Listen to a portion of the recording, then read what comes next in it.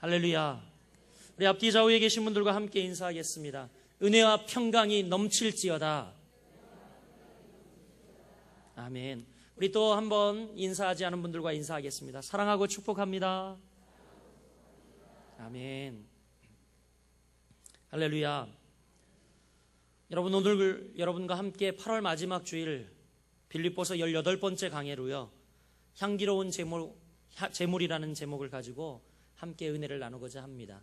어떻게 이렇게 설교를 하다 보니까 빌립보서 강의를 쭉 하게 되었는데, 다음 주 설립 39주년을 맞아 마지막 19번째 말씀으로 이렇게 딱 마감을 하고, 오늘은 바로 마감 전에 향기로운 제물이라는 제목으로 본문을 가지고 은혜를 나누고자 합니다.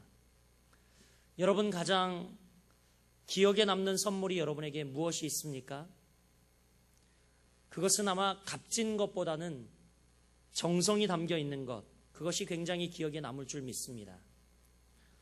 저도 언젠가 한번 정성 어린 선물을 받은 적이 있는데, 저희 제자들이 제가 말씀을 전할 때마다 엽서로 말씀을 요약해가지고 만들어서 그것을 한 묶음 이렇게 선물해 주는데, 저에게는 너무 감동이었습니다. 늘 말씀을 기억하고 메모하고 또 그것을 요약해서 그것으로 엽서를 만들어서 저에게 전해주는데 굉장히 깊은 감동이 있었습니다. 또 거룩한 빛 성강교회 와서 심호할 때에 저에게 굉장히 감동 깊었던 선물이 있습니다. 다른 어떤 선물보다도 어떤 한 권사님께서 아주 이 노년임에도 불구하고 정성 어린 편지를 써서 구구절절히 저를 사랑한다는 표현을 쓰셔서 이렇게 편지를 보내주셨어요.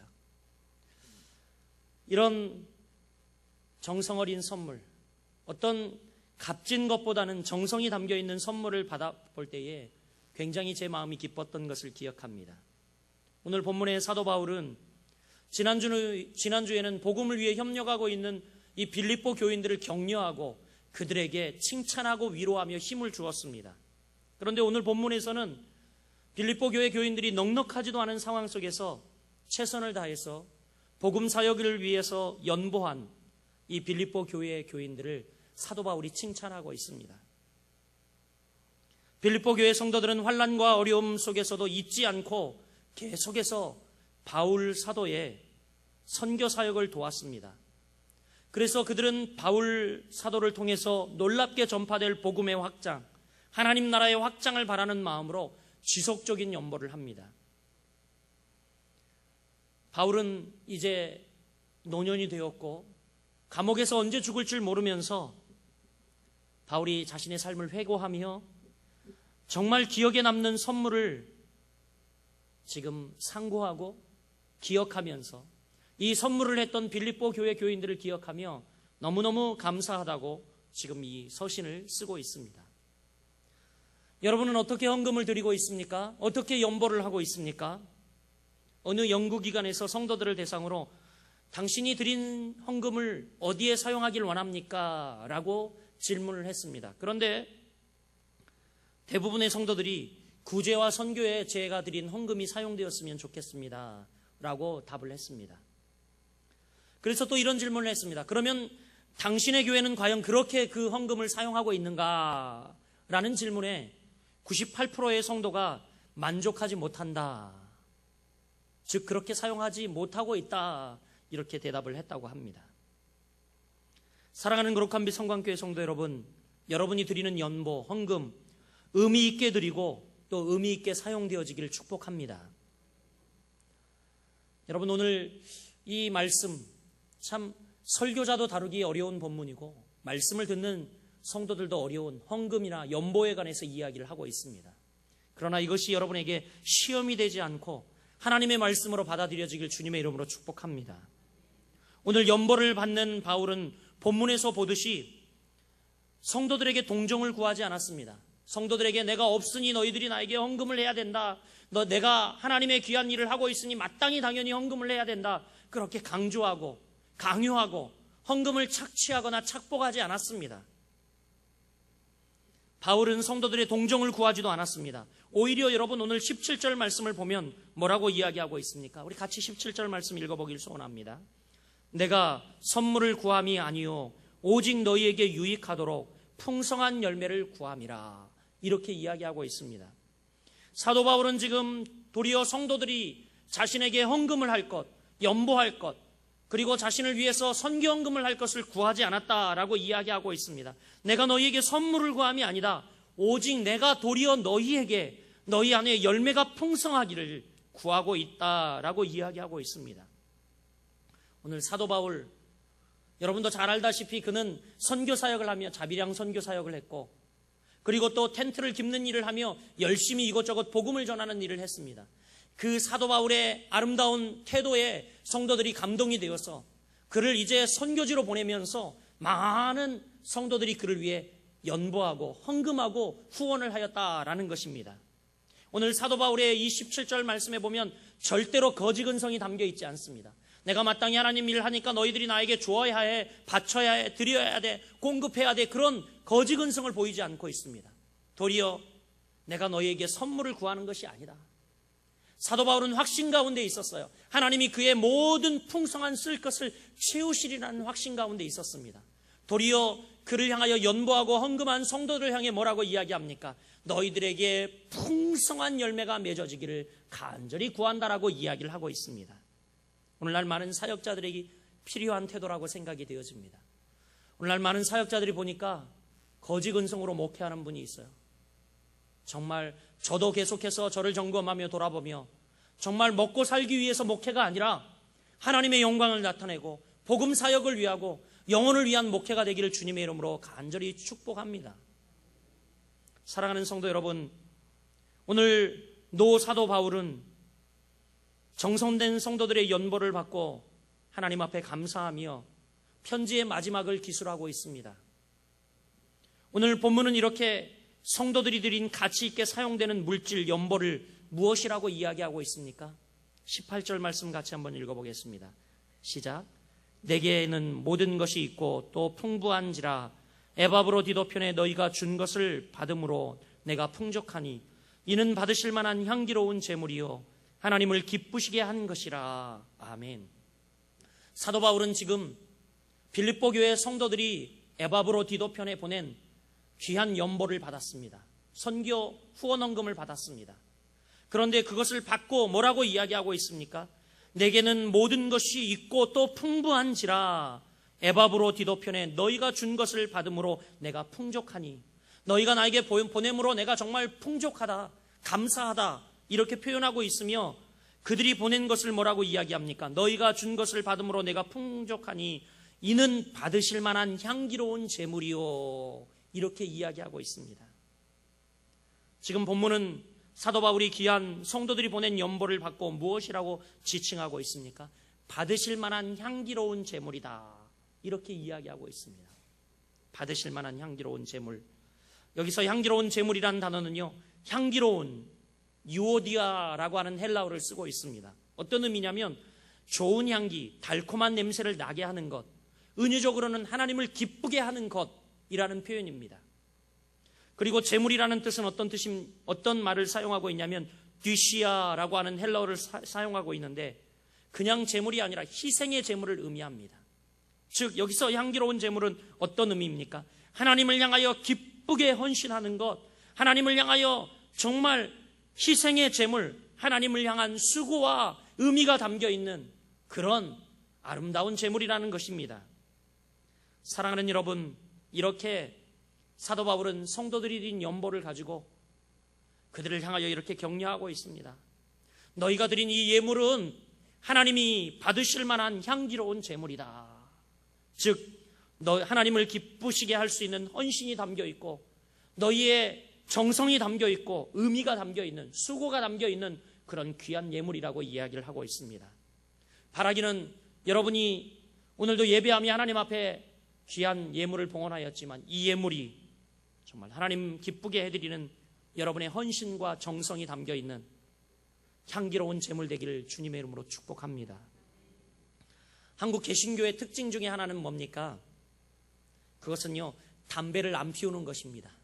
담배를 피우지 않습니다. 물론 이 담배 문제 때문에 많은 사람들이 교회를 나오지 못하고 있는 것도 사실입니다. 많은 남자들 가운데는 담배를 못 끊어서 교회에 나오지 못한다 이런 이야기도 합니다. 그런데 여러분, 이 같은 한국교회 금연 전통이 언제 시작이 되었냐면 1907년 시작이 되었습니다. 1907년에 전국적으로 국채 보상 운동이 전개되었습니다. 무슨 이야기냐면 당시 한국 정부는 굉장히 허약했습니다. 굉장히 빈곤했고 빈약했습니다. 그래서 외채를 마구 들여와 사용을 했는데 1907년 당시 외채가 1,300만 원이었습니다. 에게 1,300만 원. 그런데 여러분, 오늘날로 환산하면 이 1,300만 원, 제가 더 갚을 수 있는 국채였지만 당시 1,300만 원은요 엄청나게 큰 돈이었습니다. 왜냐하면 그때 당시 한국 정부 1년 정부 총 예산이 얼마였냐면 1,320만 원이었습니다. 그런데 1,300만 원은 부채였어요. 1,300만 원이 부채였는데 너무 안타까운 것은 여러분이 개인적으로 빚을 지더라도 빚이 많으면 어떻습니까? 은행에 저당 잡힌 집을 빚을 갚지 못하면 빼앗겨야 했습니다. 한국 상황도 마찬가지였습니다. 당시 일본에 너무 많은 부채를 지고 있던 한국 정부는 이제 이대로 가다간 일본에게 우리나라를 넘겨줘야 할 그런 상황이 되었어요. 그래서 1907년 많은 기독인들이 대구에서 중심으로 해서 무슨 운동을 벌였냐면 국채 보상 운동을 벌였습니다.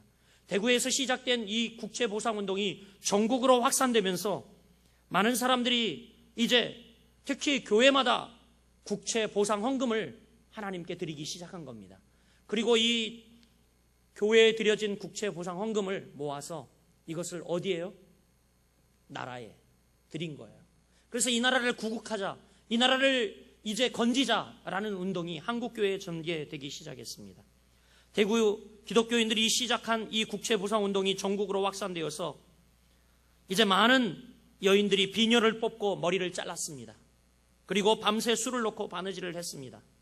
이때의 남자들은 뭘 했냐? 남자들은 바로 담배를 끊었어요. 담배는 일본인들이 이 땅에 들여온 일본 상품이었습니다. 건강은 건강대로 나빠지고 돈은 돈대로 다 빼앗기는 것이었어요. 그래서 많은 선지자들이 이제 금연운동을 벌이면서 그 전략한 돈을 국채 보상 헌금으로 낸 것입니다. 교회가 이 운동을 적극적으로 벌이기 시작했습니다. 당시 교회 출입구에는 뭐가 있었냐면 신발장과 더불어 하나 있었던 게 있었는데 곰방대 꽂이가 있었어요. 곰방대 꽂이. 그러니까 많은 양반들이 담배를 뻐끔 피우다가 어떻게 해요? 교회에 들어갈 때는 그래도 예배해야 되니까 이 곰방대를 신발장 위에 있는 곰방대 꽂이에다가 꽂아놓고 들어갔다가 이제 나올 때 찾아가지고 나왔습니다. 그래서 국채 보상 운동이 벌어지면서 교회에서 이제 금연하자, 금연 운동이 벌어지면서 각 교회가 곰방대 꽂이를 없애기 시작했습니다. 그래서 여러분, 이렇게 많은 교회 교인들이 담배를 스스로 끊기를 결단하고 담배를 끊으며 내가 담배를 태울 이 비용을 가지고 나라를 건지자 하는 국채 보상 헌금을 드리기 시작했던 것이죠.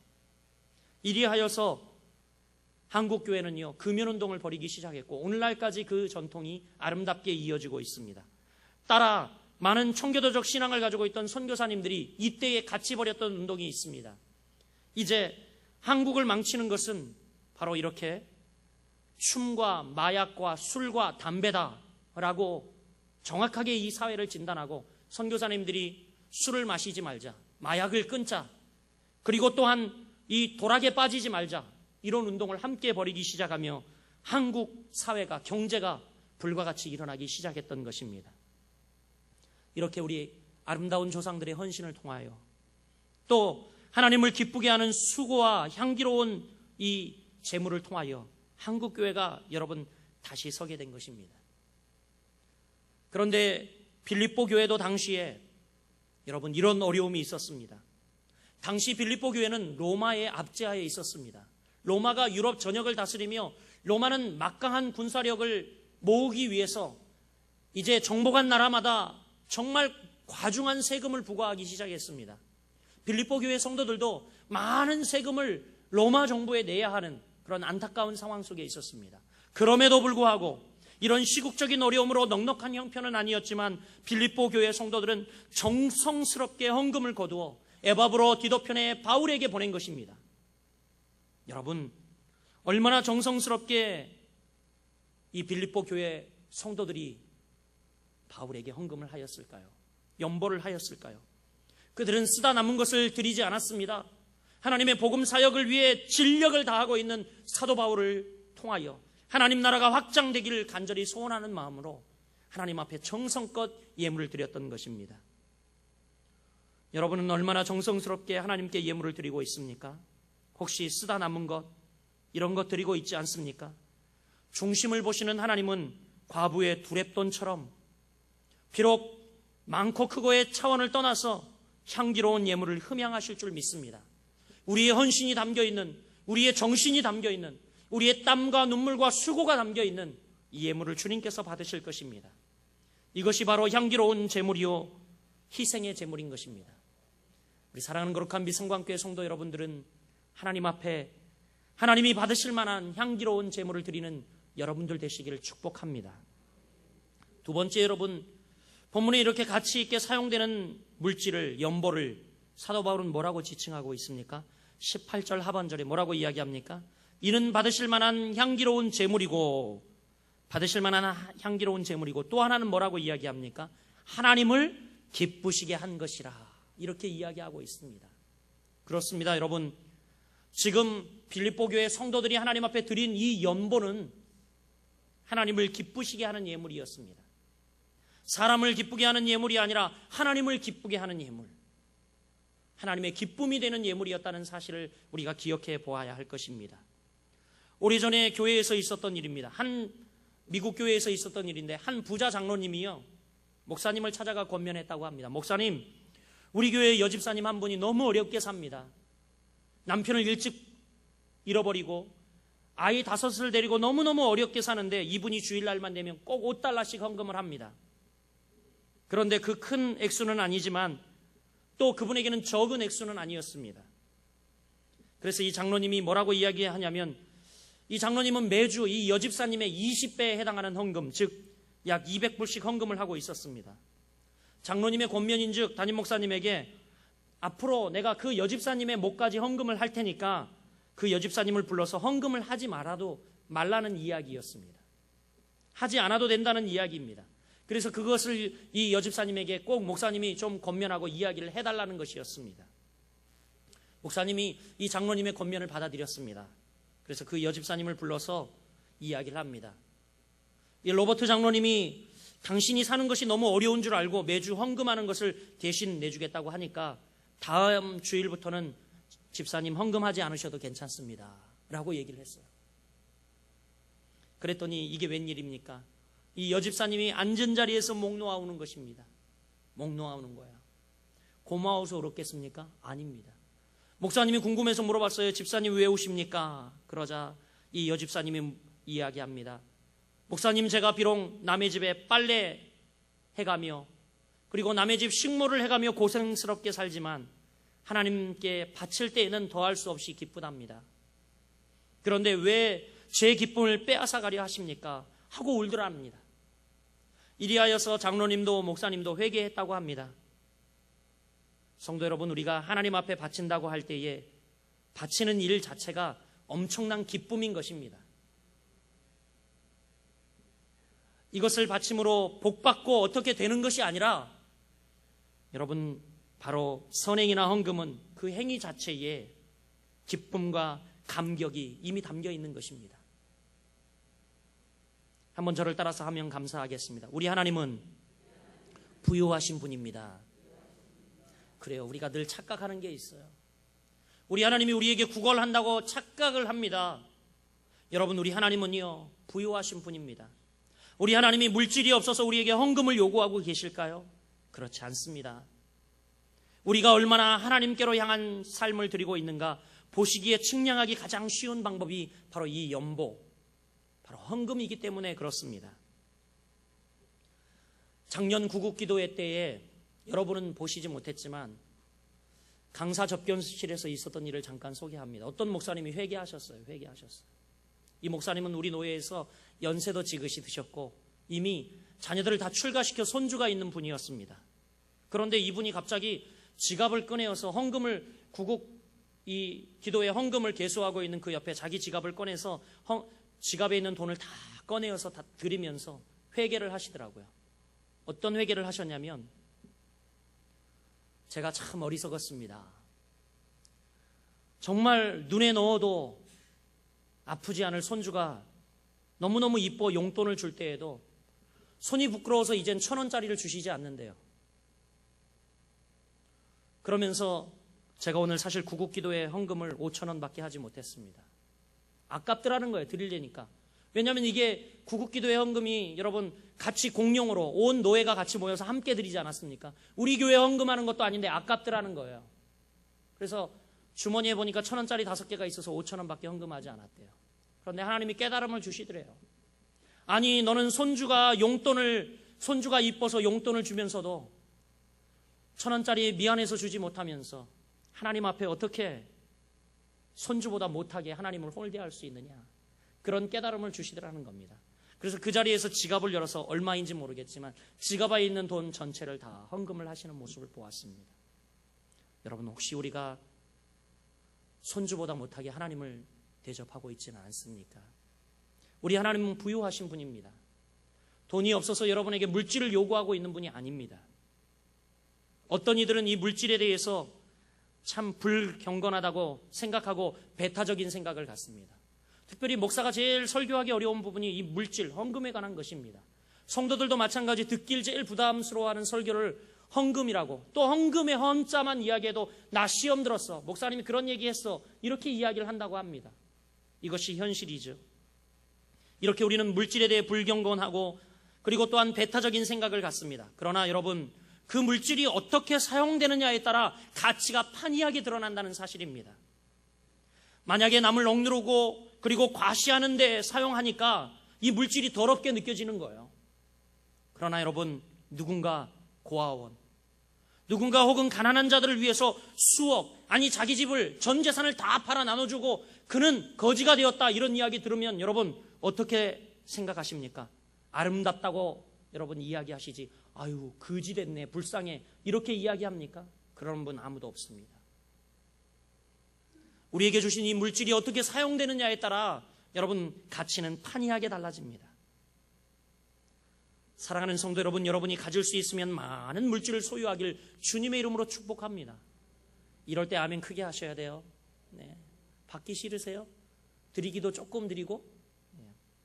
사랑하는 여러분 귀양이면 가질 수 있으면 많은 물질을 소유하시길 주님의 이름으로 축복합니다. 소유하되 그 소유한 물질을 가지고 하나님을 기쁘게 하는 일에 아름답게 사용하시길 바랍니다.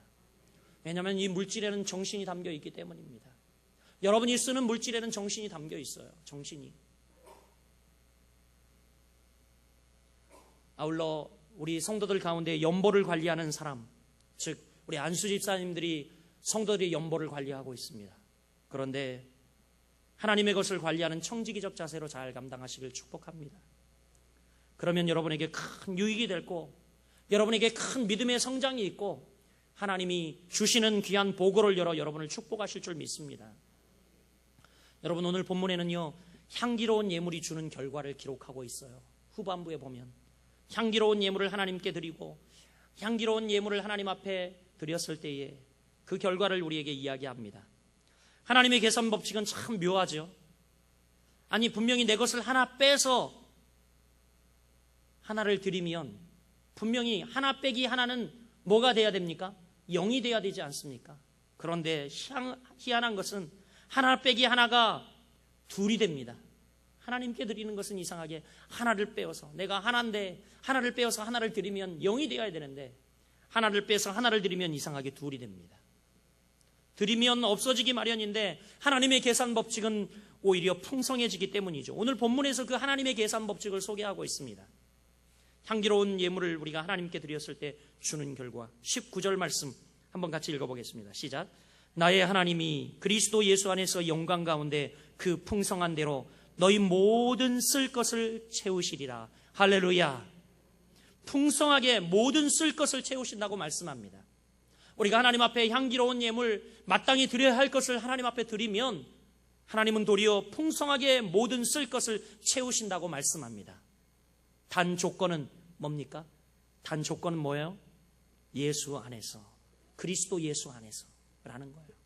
그리스도 예수 안에서. 여러분 빌립보서에 가장 많이 등장하는 단어가 기쁨이라는 단어일 줄 아는데 아니에요. 더 많이 등장하는 단어가 있습니다. In Christ, 예수 안에서. 엔 크리스토스, 헬라어로 엔 크리스토스, 예수 안에서. 예수 안에 참 기쁨이 있고, 물질도 마찬가지 예수 안에서 드려질 때에 또 예수 안에서 하나님께서 모든 풍성한 쓸 것을 채우시는 기적과 역사가 있다라고 오늘 우리에게 말씀하고 있습니다. 이것은 바로 정당하고 아름다운 방법을 통해서 하나님께 드려야 한다는 것을 이야기합니다. 예수 안에서. 예수 안에서. 저는 분당에 목회할 때 참 안타까운 간증을 들은 적이 있습니다. 금양로 기도회 때면 가끔 평신도들이 나와서 이렇게 간증을 한 적이 있습니다. 그런데 이런 간증을 합니다. 부당하게 부를 축적하고 하나님의 은혜를 받았다고 간증하시는 분들이 있었어요. 내가 어디 부동산 투기를 했는데 이렇게 하나님이 물붓듯 그 지역이 개발되면서 나에게 정말 예기치 않은 어마어마한 돈을 주셨다고. 어떤 분은 또 투전과 경마를 했는데 자신에게 이렇게 하나님이 복을 주었다고 이야기를 합니다.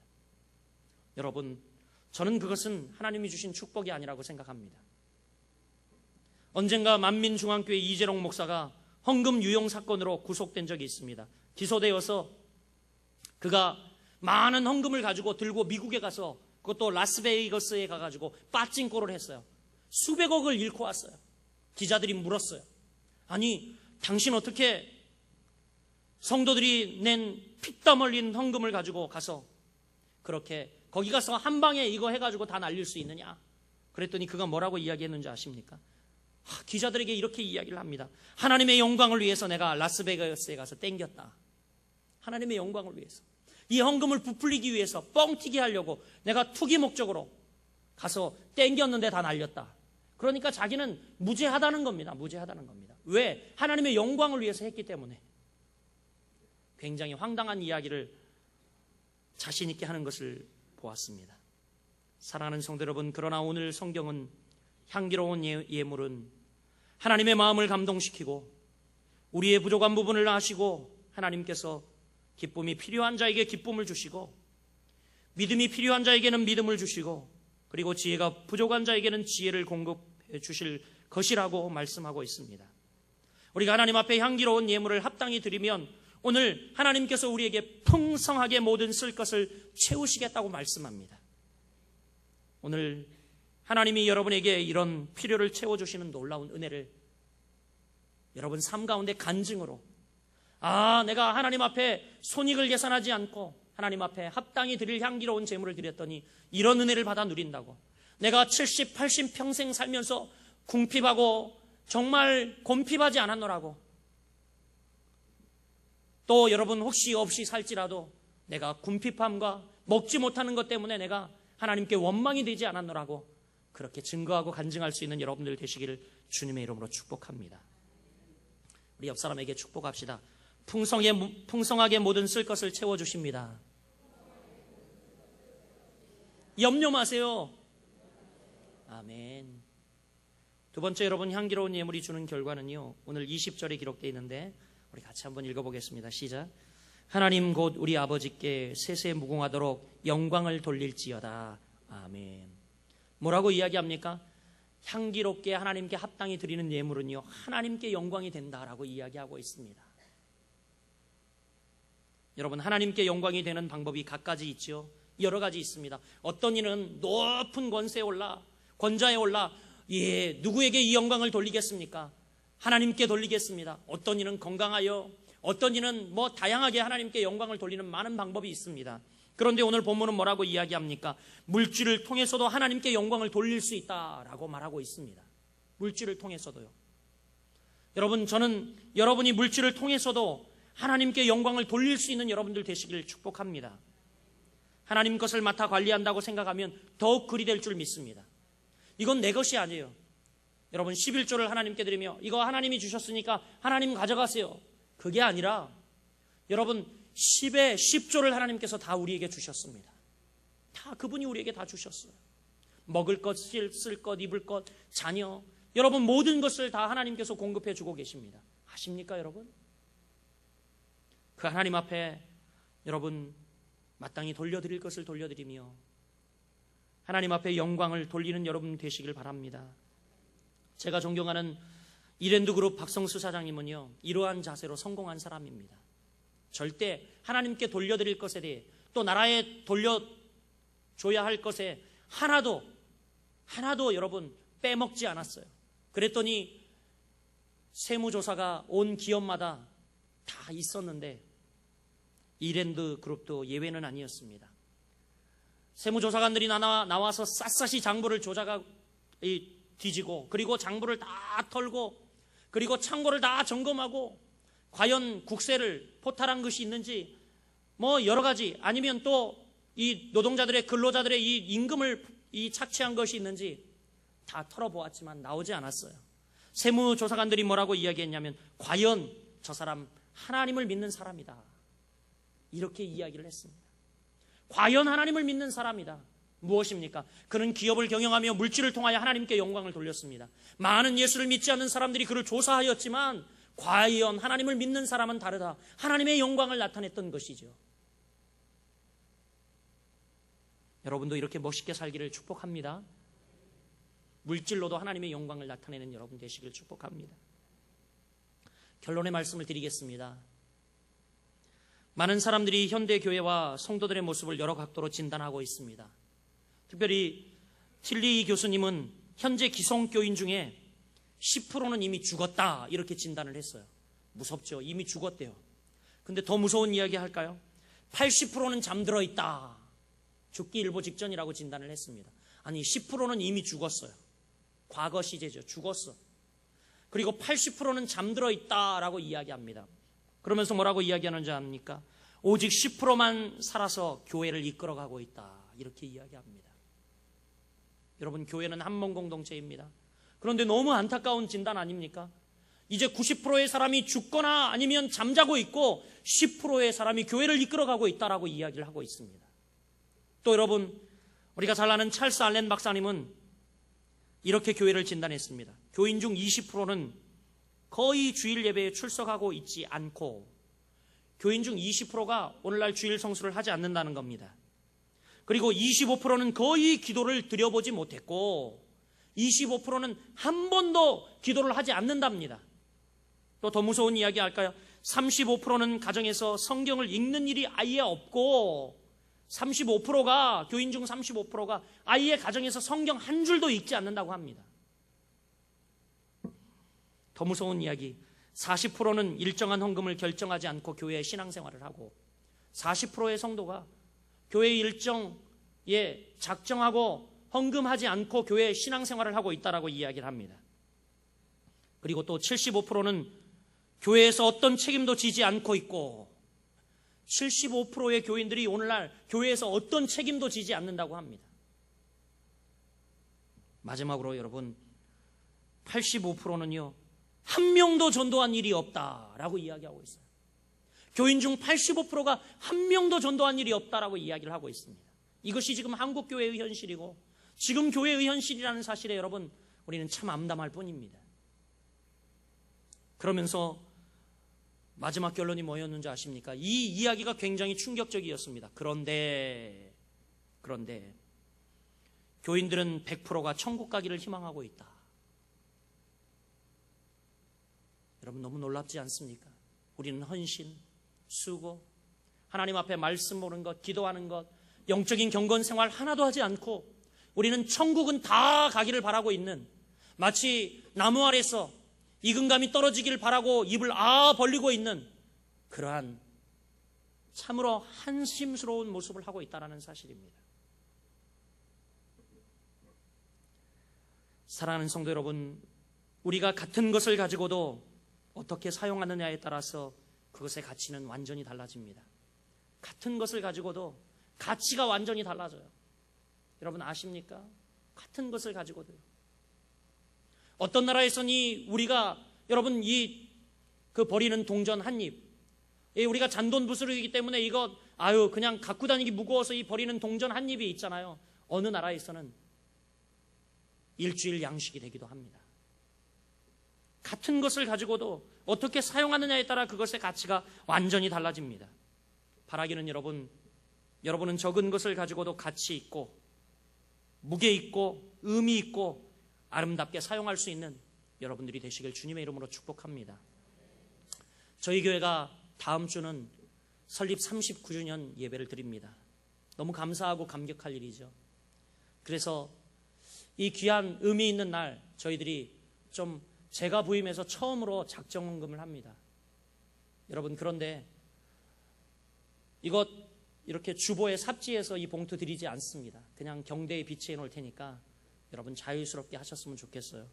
두 가지 작정을 하는데, 먼저는 저희 교회에 이 많은 조명들이 있습니다. 이 조명이 LED로 교체하면 저희가 전기세를 엄청나게 반이나 세이브할 수 있고, 그리고 사실 반을 더 세이브합니다. 왜냐하면 수명 자체가 이것과는 비교할 수 없기 때문에 아마 제 후임 목사까지도 은퇴할 때까지도 쓸 수 있는 그런 충분한 시간, 최소 5만 시간 뭐 이렇게 보장을 하고 있는 반영구적인 조명입니다. 그래서 여러분, 이제 전등교체 작정헌금을 합니다. 여러분, 마음이 동화하시는 대로 하시길 바랍니다. 1구자에 한 전등헌금 10만 원 이렇게 돼 있지만, 여러분 여기에 쓰여있는 이 액수도 여러분 초월하시길 바랍니다. 그냥 여러분 형편껏 내 마음이 동하여 하나님이 받으실 만한 향기로운 제물로 여러분 드리시길 바랍니다. 아울러 저희가 이 한국 국제기도원협회에서 이제 다음 주일 2부 예배, 설립 예배 때 와서 순방 예배를 드립니다. 저희가 성경을 보급하는 귀한 운동에 동참하려고 합니다. 그래서 여러분, 역시 두 가지 봉투가 준비되어 있는데 이 봉투에도 여러분이 마음이 동하시는 대로 넣어 헌금하시면 좋겠습니다. 사랑하는 여러분, 물질 얘기하니까 시험 드십니까? 아니죠. 여러분, 성숙한 그리스도인이 되시길 축복합니다. 특별히 39주년 설립을 맞으며 우리가 하나님 앞에 의미 있는 일들로 날마다 드려줬으면 좋겠습니다. 특히 또 저희가 절기를 지나게 될 때에 여러분, 작년에도 추수감사절날 여기에 우리가 구역별로 쌀을, 개인별로 쌀을 가져와서 다 이웃과 나눴습니다. 개척교회 목사님들 나눠드렸고 어려운 이웃들 나눠드렸습니다. 너무 의미 있었고, 성탄절 날은 추리 장식 대신에 여기에 라면 박스를 좀 쌓을까 합니다. 그래서 어려운 이웃들, 관공서 이런 곳에 우리가 라면 이것을 좀 전달하려고 합니다. 여러분, 우리가 우리 교회 가운데에 여러분이 드려진 예물, 헌금이 의미 있게 사용될 때 여러분도 참 기쁘고 마음이 즐겁지 않겠습니까? 특별히 다음 세대를, 그리고 영혼들을 살리는 아름다운 일에 여러분이 드려진 귀한 예물이 향기로운 제물로 드려져 저희 거룩한 빛 성광교회가 우리 장로님 기도한 대로 이 지역의 구원선이 되고 또 열방을 향해 뻗어나가는 선교의 전초 기지가 되기를 주님의 이름으로 축복합니다. 사랑하는 성도 여러분, 오늘도 우리가 드린 물질 자체가 향기로운 제물이 아니라 여러분 삶 자체가 향기로운 제물 되시길 주님의 이름으로 축복합니다. 기도하겠습니다.